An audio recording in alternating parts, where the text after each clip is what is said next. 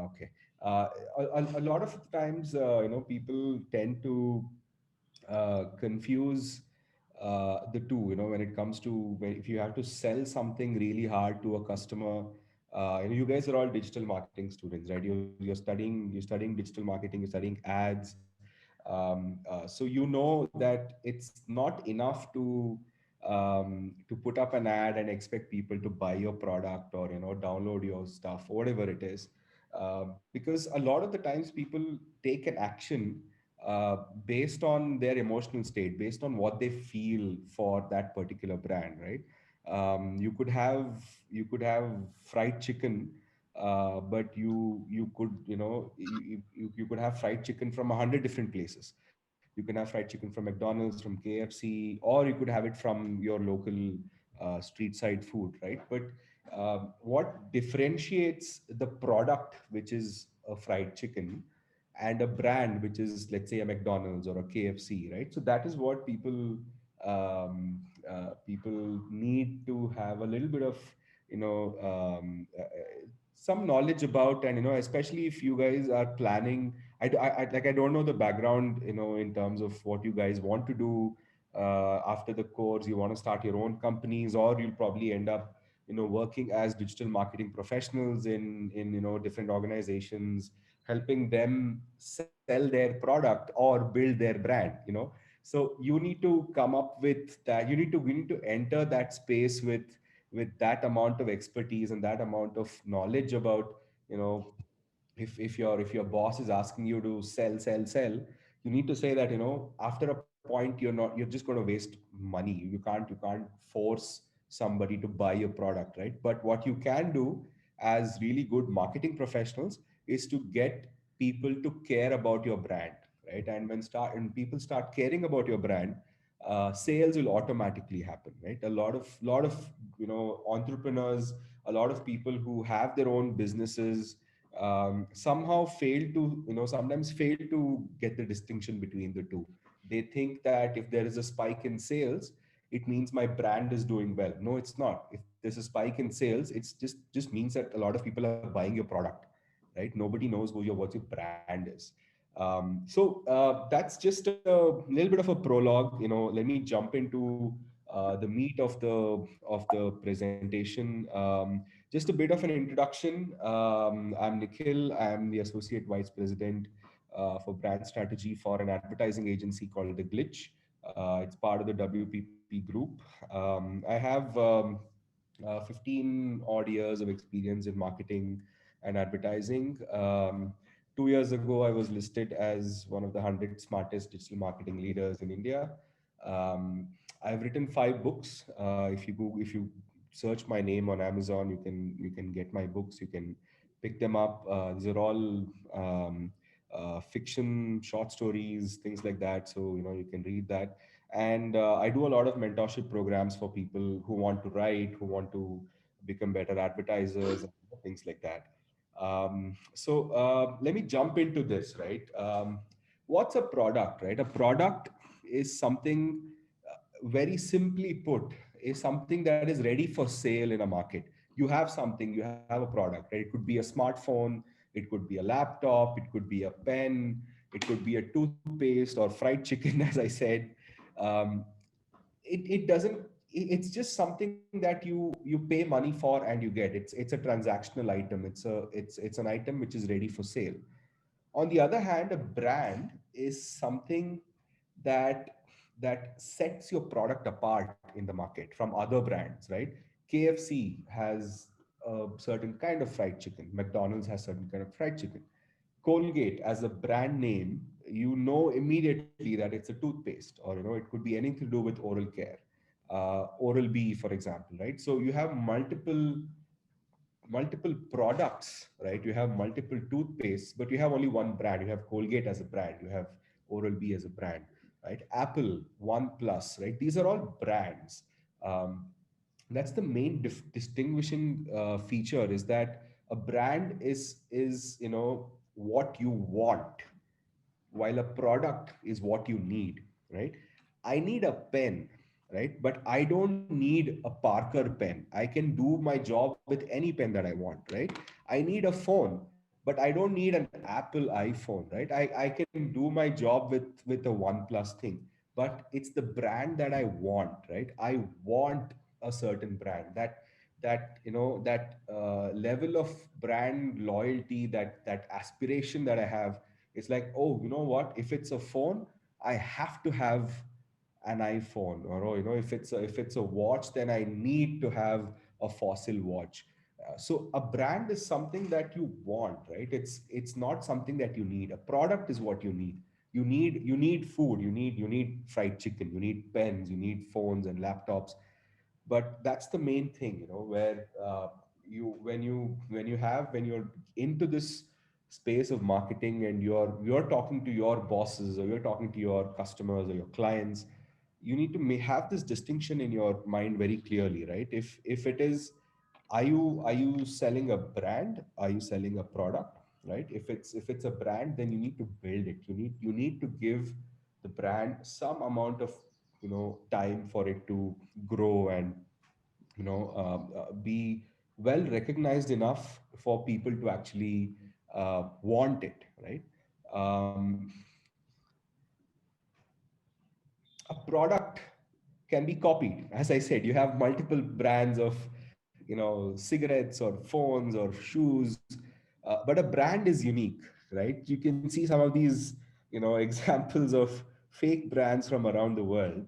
You know for a fact that this is not Nike, right? But it looks like Nike because people want it to look like Nike, right? This is not Jack Daniels. It's just some John Daphne, some random whiskey, right? This is Adidas, and this is the knockoff, right? So Colgate or whatever, right? KFG, Nintendo Polystation, Catcott. These are all products, right? This is a chocolate bar, right? Kit Kat is, at the end of the day, it's wafers covered in chocolate, right? Maybe Catcott is also the same thing, right? But the product can be easily copied, it can be duplicated, but you cannot duplicate a brand.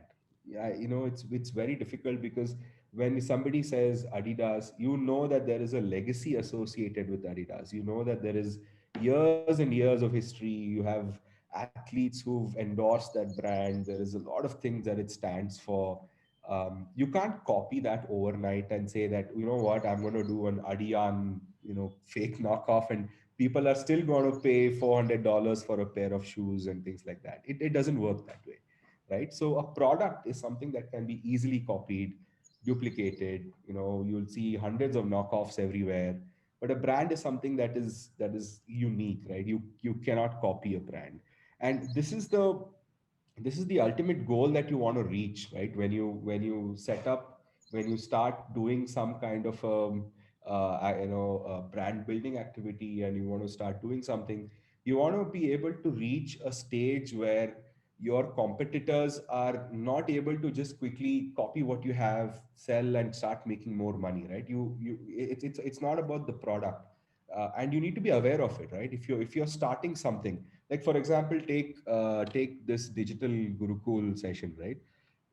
At the heart of it, it's just an online training class, right? It's a class where teachers come in, teach you things, and you learn something and you go. There are hundreds of people who offer products like that, right? There is Byju's, there are the colleges who offer something like this. There are so many other places who offer digital marketing courses. But the reason you chose digital Gurukul is probably because somebody recommended it to you, or somebody has told you about it, or you probably read about it somewhere. It's unique, it's a brand, it's created a little bit of an aura about itself. It's got a little bit of PR, people know about it. So it's the product can be multiple, but the brand is actually just unique, and you can't really copy that particular brand, right? A product performs a very specific function, right? A toothbrush is the function of a toothbrush is to clean your teeth, right? It doesn't, whether it is a toothbrush by Colgate or Oral-B or any of the other 100 brands in the market, it performs the same function, right? And it's created by the manufacturers, whoever manufactures. Hindustan Unilever Limited manufactures, let's say Colgate or whichever brand that they do, that a product performs a function. But on the other hand, the brand offers a certain amount of value, certain amount of trust. The brand is something that gets created over time by the customer, right? It's you walk into a store and you don't say toothpaste de do ya toothbrush de do. You will say bhaiya Colgate de do ya Oral B de do, right? You won't walk into an electronic store and say, hey, I want to buy a phone. No, you won't. You will never say that. You will walk in and say, hey, I want a OnePlus 10, or I want an iPhone 11, whatever it is. Sorry, there's no OnePlus 10 yet. Yeah. So the thing is, the customer creates the brand. The customer is, all of us who are actually going out and buying things. We are the ones who actually create that value that a brand, ultimately has, because it's that social proof. Arey, my neighbor has an iPhone, I want an iPhone, right? My neighbor has a Ford, I have just a Maruti. Why do I want? I'm going to get a Ford car. The customers are the ones who create the brand in the market, right? And that brand is created because it offers something. It offers a little bit of trust, a little bit of values. For a fact that if you buy an iPhone versus if you buy like an Android, Samsung, or whatever, uh, there is a certain reason for that, right? There is, that an iPhone probably is more secure. You know that there is some amount of value it offers. On the other hand, you know that, let's say, a Samsung has a much better camera, so you know that there is some value for that, right? You will not get the same value anywhere you go. It's that trust and that value that the brand has, that those positive values. That's why it becomes a want, right? I want a Samsung, I want, an iPhone or whatever. But what I actually need is just any other smartphone. All I want to do is like message somebody, WhatsApp somebody, and call somebody, right? That I can do with anything. That I can do with a Nokia phone as well. But then, why do I want something, right? That want is what a brand, actually dictates, right?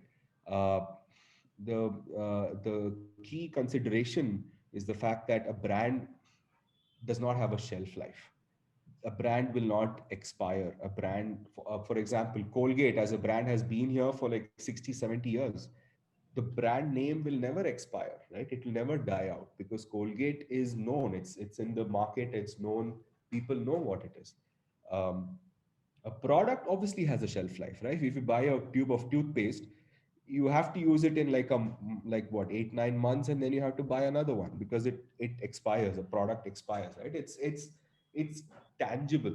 You can touch and feel a product, right? You can hold the product, you can open the pen, you can remove the refill and see how much it is. You can put it back in, you can change the refill. It's a tangible touch and feel item. So that's the product, right? A brand, on the other hand, is timeless, right? If this is, let's say, a Parker pen, I can't touch the brand Parker, right? Parker is something in my mind. I know that over a period of time, hundreds of years, the brand has been there. So brand is timeless, right? And it's going to continue forever.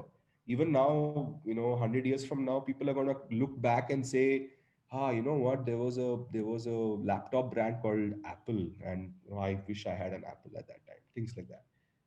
The brand name is always timeless, right? It does not have a shelf life. It does not have a life cycle.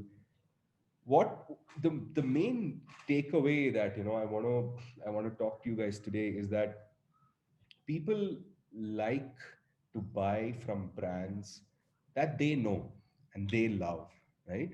Somebody tells you a good review about a particular brand. Somebody tells you you've used it over a period of years. Your family has been using it, and you've come to love that brand. You've come to realize that anything to do with, let's say, the ecosystem of that brand. You say Apple, right? You have the watch, you have the earpods, you have the laptop, the phone, the big desktop laptops.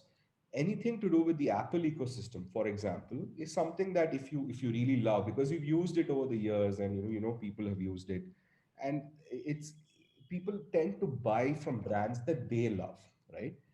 On the other hand, in today's world, the opposite is also true, where you people are very likely to boycott brands that don't share their beliefs, right? So for example, let's say you are a avid supporter of India when it comes to cricket, right? When in any India Pakistan match, you always support the Indian team. But suppose tomorrow OnePlus comes up with an ad and says, "Hey, go Pakistan! I want Pakistan to win this cricket match." Obviously, people are going to boycott it, right? Because it doesn't share your social belief, right? When it's it could be as big as, let's say, an India Pakistan rivalry, or it could be as simple, or as trivial as saying, I'm a vegetarian, I'm a non-vegetarian, right? For example, let's say you are a pure vegetarian person, right?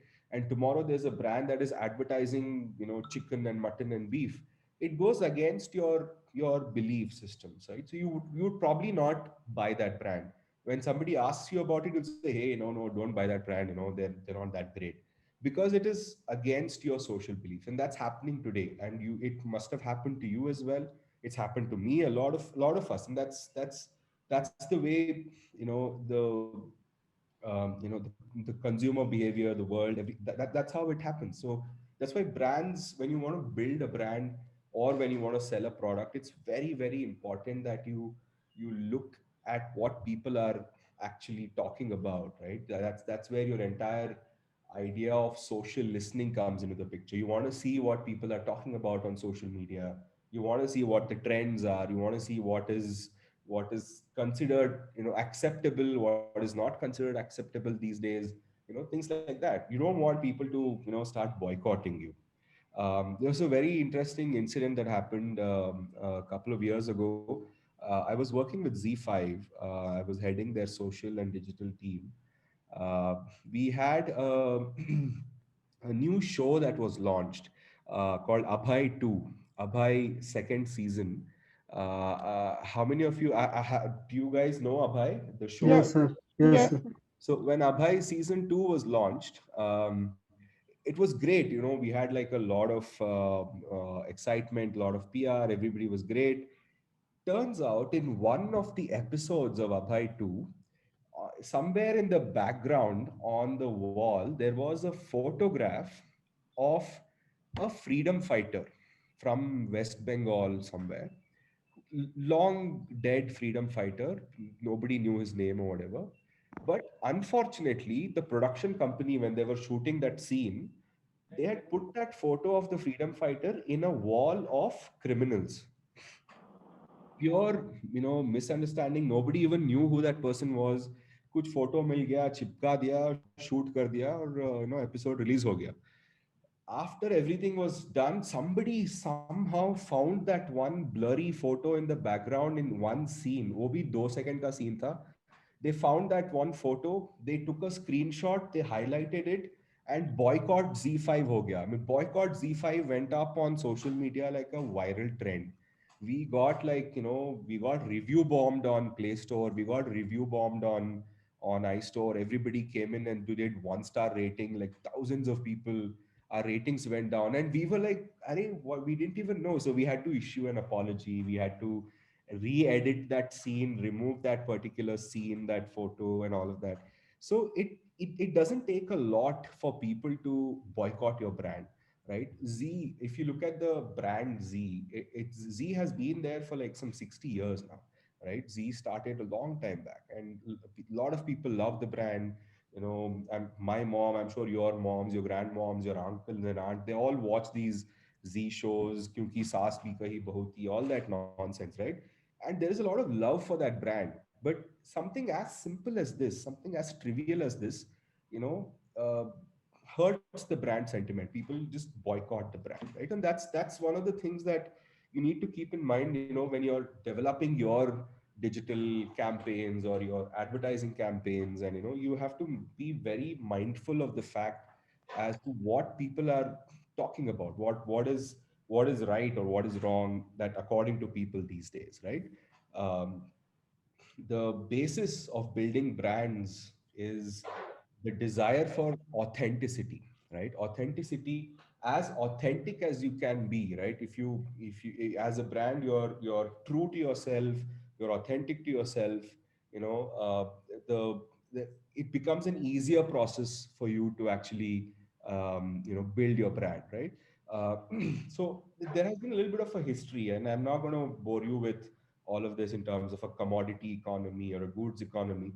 Basically, the key takeaway is that today the economy of the world, right? The world economics is based on experience, right? Where any brand that is not completely truthful, right, will get exposed, and that's because of the outbreak of social media. That's because of how much people have access to every other person on the planet, right? You can basically talk to people on LinkedIn, Twitter, Instagram, Facebook, from one part of the world to the other part of the world. And it's very easy to start a movement in these days because everybody is on social media, everybody is a journalist, and things like that, right?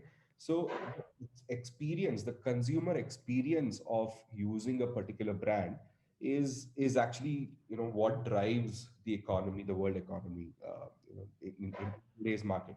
So the more authentic you are as a brand, the better it is, for building that brand and to establish it in a way that makes consumer want your brand, not just need your product, right? That want and need is probably the most important message that you should take away from this, right? What you need to do something, you need to build something that makes people want it, not just need it, right? What I'm going to do now is I have two films to show you, and these were I've had the privilege of being associated with one of the campaigns. These are two ad campaigns. I'm going to show you both the films, and I just want to hear from a few of you in terms of what you think they were trying to say, or they what the, I just want to tell me if this was to sell a product or if this was to build a brand, right? Let me just play the first one.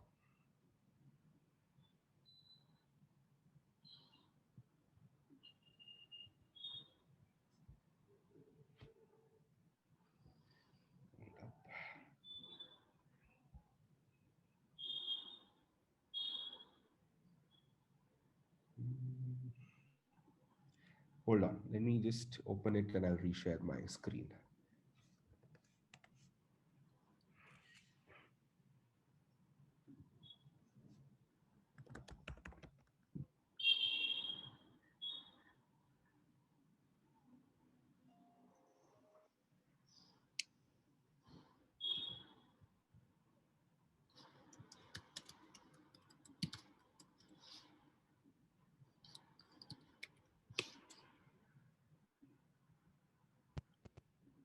You see my screen?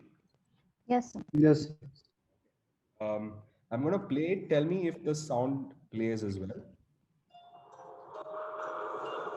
yes, it's coming. Yes, sir. Yes, sir, it's coming.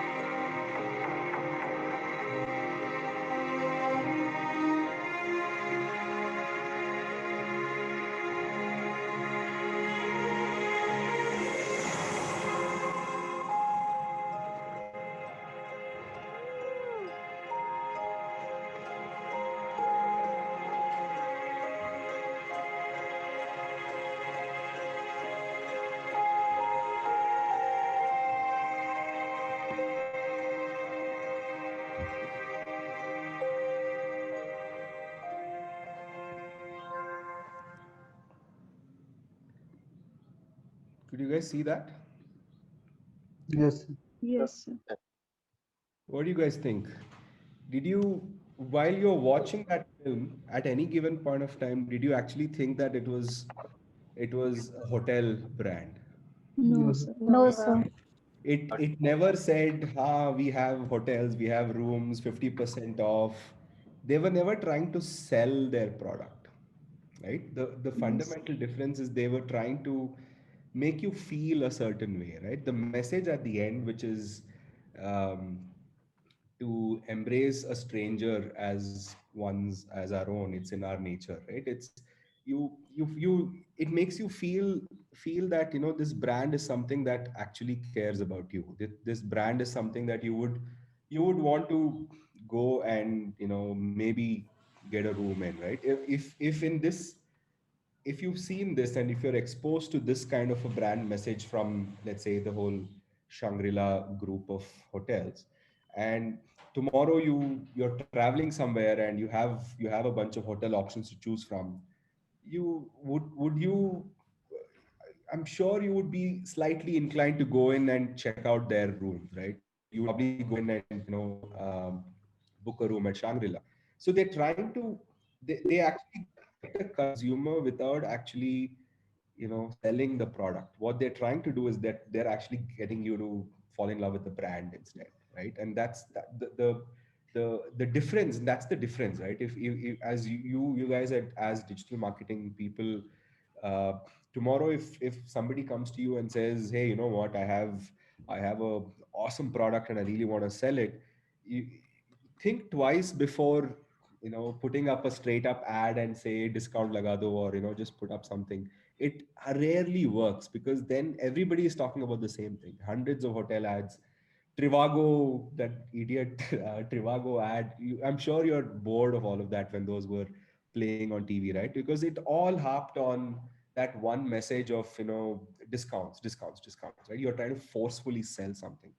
And this film that you saw, and the extension of this film on digital, on multiple campaigns, uh, actually increased their brand value, actually increased their how many sales, the amount of sale that happened. And now Shangri-La is known worldwide as one of the best five-star resorts and hotels, business class hotels in the world, right? And that's what, at the end of the day, you make that transition from being a hotel or a room to a brand, right? And that's the difference. That's the big difference that they did. I'm going to show you one more film. This is one of my uh, favorite campaign that came out a couple of years ago. Let me just play that for you. And yes,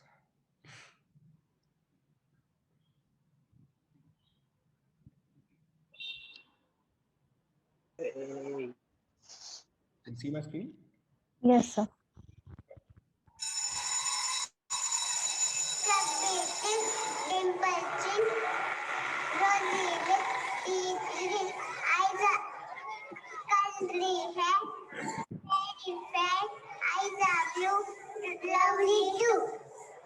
Chubby cheeks, dimple chin, rosy lips, teeth within, curly hair, very fair, eyes are blue, lovely too.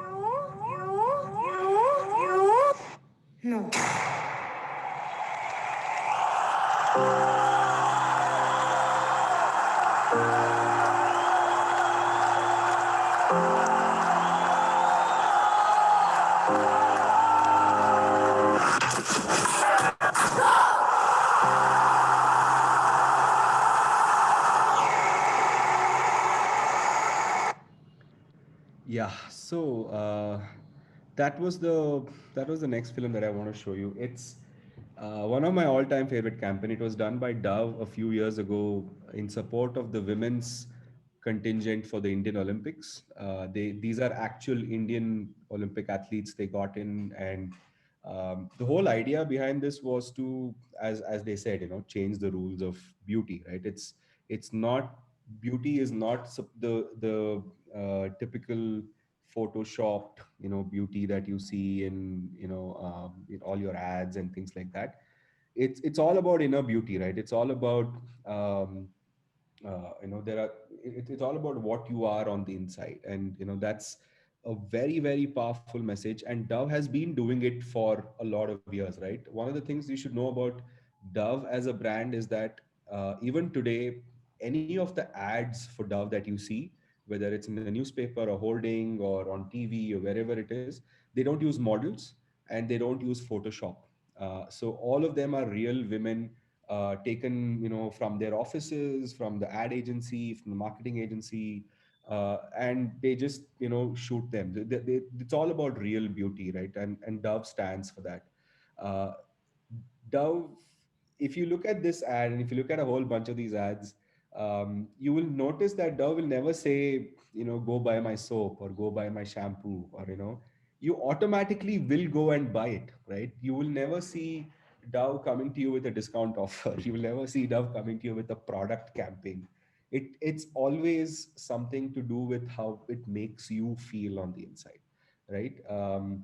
It's it's a very, very powerful tool, and when as marketing professionals, it's very easy to get drawn into a momentary change in the sales cycle and things like that. But as aspiring digital marketing professionals, you need to focus on building the brand, because at the end of the day, that's what is going to take you in the long run, right? It's not the product. It's not going to you get 20 sales today, 30 sales tomorrow, and it's going to die down the day after, right? But your brand will never die.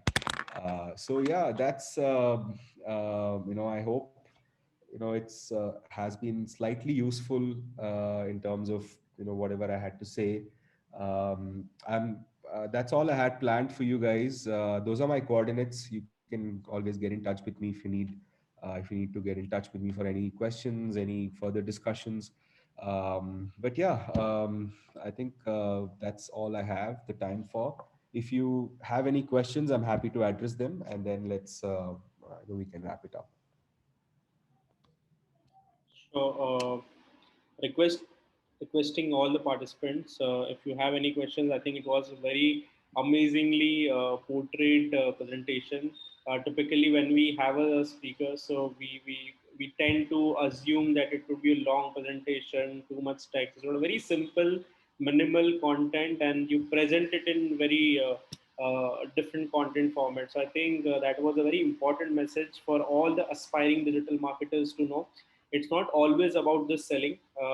If you get a pressure from the client or pressure from your boss that you just need to run the campaign, just boost a post on social media, we want to get sales done. Okay, it's not just about the sales. The brand building exercise, even though that is a long term game, that gonna ultimately give you the best result. So I think it was very well put down by Nikhil. Now, requesting all the participants, if you have any questions, feel free to just put it into the chat window. So I think we have one question from Mano. So he's asking, what is the difference between a brand and a conglomerate? So I think it's a bit informative question that he has asked. Um, I think it's a technical term, right? A conglomerate is how do I put it? When you register a company, you can register it as a proprietorship company, then a private limited company, then a group of companies. A conglomerate is something like that. It's an entity, right?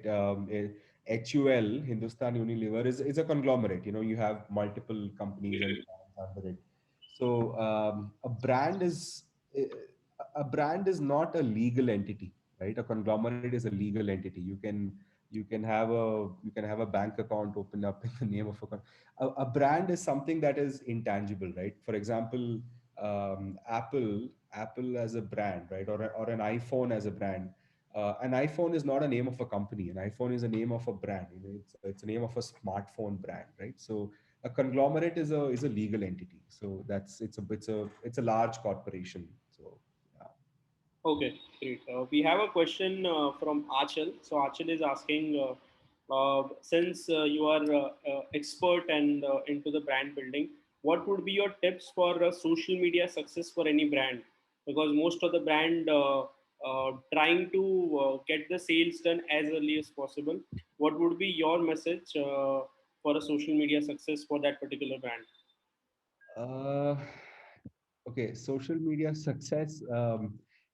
There are too many to go into, but if I have to pick the top three based on whatever we spoke about today, when you're on social media as a brand, always be authentic, right? So don't ever assume that your customer or the user who's seeing your posts on social media is an idiot, because they're not. Everybody, whatever you do, people are going to Google it, check it for authenticity.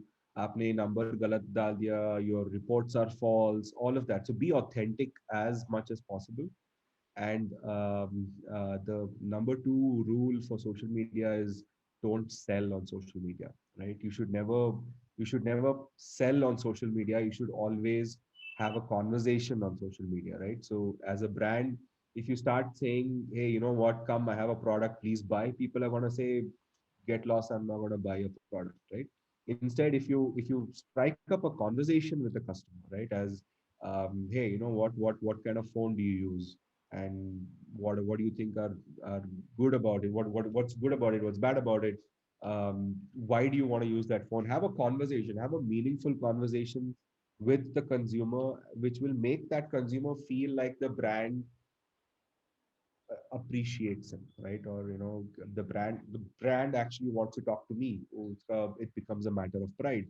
So talk to people, don't sell on social media. Those are the two things that I would probably leave you with. Great, great.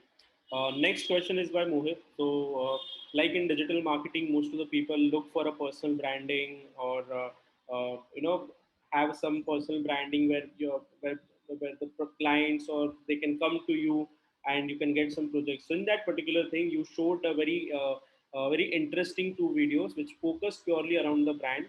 But now the question by Mohit is how, for a personal branding, I can make some kind of creative ideas and promote my personal branding. Yeah, I mean, it's interesting because if you're talking about personal branding, you're looking at it for a lot of different purposes, right? It could be for a job search, in which case you need a really, really strong resume, you need a really strong LinkedIn profile. If it's for networking, if you need to get more freelancing projects, it's all about how well you network, right? You need to be super active on LinkedIn. You need to be connected to the right kind of people, have opinions about everything, have opinions, whether it's good or bad, it doesn't really matter. You don't have to suck up to anybody. You just need to have your own strong opinions, participate in discussion forums. Personal branding goes a long way, used to go a long way on LinkedIn. Nowadays, it's more LinkedIn plus, maybe Instagram to an extent. People are, they follow you on all channels, right? uh, Always make sure, and this is something that I know a lot of people have learned the hard way. Don't be a fool on your personal social network, right? Don't think that people are not going to find your personal profile. People will find your personal profile. You Google their names, you Google their email IDs or phone numbers, mil jayega. Twitter account mil jayega, Instagram mil jayega.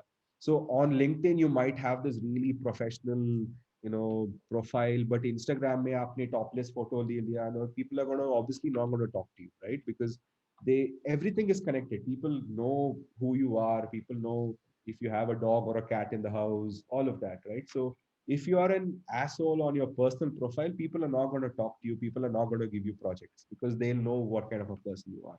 So make sure that you're authentic, and that's where the authenticity comes in. You can't project one image on LinkedIn and say I'm a really professional guy, but on your personal profile, Facebook, may you're putting up photos of some random nonsense, political commentary kar rahe ho, calling people, you're abusing, bullying somebody on social media. People will get to know you, right? People will get to know that you're not worthy of getting a project. So it just be authentic. Make sure that you're well networked. Just be authentic. That's all that matters. Never ever go in and say, oh, I do this, मुझे digital marketing आता है, social media आता है, please hire me. Then nobody will hire you, right? You're again selling you as a product. Don't sell you as a product. Build your brand, right? Let people see how you talk. Let people see what your opinions are, right? Participate in discussions. You find a good post somewhere. You leave a comment that is intelligent, so people will then realize that, oh yeah, this guy has a good opinion. So maybe they'll reach out to you. So yeah, that's about it. Yeah, it's very simple. It's not rocket science. You just have to be smart about it. Okay, so Mohit, be authentic and Yes, sir. Give me uh, your topless success photos. on social platforms. It's very difficult. Let me be very honest with you. It's very difficult to be authentic. Uh, Jason has a very interesting question. So, question is, in case of startup that does not have enough of spend and sales, is obviously the key point. How does it normally work, considering the fact that sales from the day zero is preferred? Do you know the story of how Gmail became popular, Jason? Gmail, when it first launched, was a startup in the Google ecosystem. They gave it out for free. They gave it out as an invite-only thing. Uh, Exactly. Same with the clubhouse, I guess. with the Clubhouse, it's a startup that goes into the market with the objective of selling something will never prosper, will never grow, and will never make it big. If you're a startup, or if you're working for a startup, or if your client is a startup, please advise them to enter the market with zero expectation of sales. You are not Nobody knows you. You're a startup, right? Nobody knows who you are, what your products are, how good or bad your products are. um, and if especially if your product is good, sorry, if your product is bad and you end up spending money, good advertising kills a bad product faster, right? That's the mantra that we all were we all were taught, right? Good advertising kills a bad product faster. So if you're a startup, don't have expectations of sales, right? You should go into the market with, you just go and give away your product for free. Give it away to people, to influencers, give it away to anybody you feel. Let them experience it, review it for you. Let that trust and that thing build over time, and then you start charging the premium, right? Then you start it's going to take a long time, right? Startups, there's a difference, right? You can either be a startup or you can be an upstart, right? If you're an upstart, you're a fly by night operator. Aaj khula, kal khatam ho gaya, then you go, right? But if you're a startup, go in the market with the clear expectation that you will not make money for the first 2 3 years, right? So be very clear on that. And if somebody tells you, I'm hiring you to make me money, you don't need that job, because it's unnecessary pressure and it's not going to happen. So yeah. Great. I think I hope Jason got your answer, and I think Abhishek, your question already been answered by Nikhil just now. We'll take up the next question by Samarth. So he's asking, it is very difficult to build a brand name in Indian market as compared to the Indian international market. Is it? Not at all. Not at all. Okay. Why do you say it's a difficult thing to do it in Indian market? Okay. I don't think so. Great. Manav has a next question. How can a new brand establish itself among a pre-established giants? It takes patience, it takes time. As I said, if you're a new brand, then you're a startup, right? So the same answer applies. There are, again, as I said, products can be duplicated, right? A lot of people, a lot of established players will have the same products, right? You take the example of an Indian brand, and this also applies to Samarth's question about Indian market and all of that. You heard of this? There's this Indian phone brand which started. What was that brand? Micromax. Micromax, yes, thanks. Micromax was started. It was a pure homegrown Indian brand, which was started by a bunch of phone distributors. These guys were distributors, local market distributors, and they realized that there's a market here. There's a market for a certain budget of a smartphone, which not all of these big brands were not offering, right? So the main thing that they did was they knew the audience, they knew the target demographics, right? They knew that people who drive an auto, people who drive an Uber or an Ola, bus conductors, all of that section of the Indian audience who did not want to spend more than 5,000 rupees on a smartphone, but wanted everything that a smartphone had, like a 10,000 rupee smartphone had. They identified that niche market and they created something. They actually got some manufacturer in China. They got the guys to do it, and they launched the brand. Yeah, Micromax has become like a multi-crore brand. I mean, now they've kind of slowed down and they've stopped. They stopped I think a couple of years ago because of the pandemic, and even before that they had some issues. But they're coming back. Micromax is making a comeback, and they're about to launch more phones now. Micromax started off with a 2,999 rupee phone, 3,000 rupee phone, which was then it just blew up, right? Everybody bought that phone, and it worked fine. It wasn't a bad phone or anything, right? It's about a smartphone that does everything that an iPhone does, but it costs 3,000 rupees, right? So whichever market you are in, India or abroad, there is always going to be pre-established giants in the space that you come in, right? It's about identifying that niche space and then going all out with it, right? It's all about studying your market and your environment. Great, great. I think it was a great Q&A session where Nikhil has answered all the questions thoroughly and very in depth. The last question would be from my side. And what would be your message to the aspiring digital marketers who will be entering a digital industry? Since you are a veteran of digital industry with like 16 years of experience, what would be your message for the students who are learning digital and aspiring digital marketer, maybe their startups or maybe entering into the media industry? What would be your message? I don't have white hair. Yeah, you called me a veteran already. Um, I think, see, the only thing I would, from my personal experience, I would probably say, um, it's not as difficult or as daunting as it might seem to be, right? Because when you enter the industry, suddenly everybody is talking about media plans, and everything will seem scientific, right? Everything will seem like maths karni hai, science karni hai, you have to do formulas. There's media plans to be done. You have your CPCs to calculate, you have your CPAs to calculate, all of that. uh, don't get overwhelmed by all of this, right? Because at the end of it, um, no matter what you do, um, it's very important to have, to know that it's all about people talking to people, right? It's a brand. You're a bunch of marketing people. You're talking to a consumer who's a person who's probably your neighbor or your family member. At the end of the day, it's all about one person communicating to another person, right? So uh, no matter what you do, make sure that you keep that human behavioral insights in mind, right? So it doesn't matter if you have a product to sell or a brand to build. At the end of the day, remember that you're talking to human beings. So talk to them like human beings. Talk to them like how you would like somebody to talk to you, right? Don't have a third person voice. Don't have fancy words.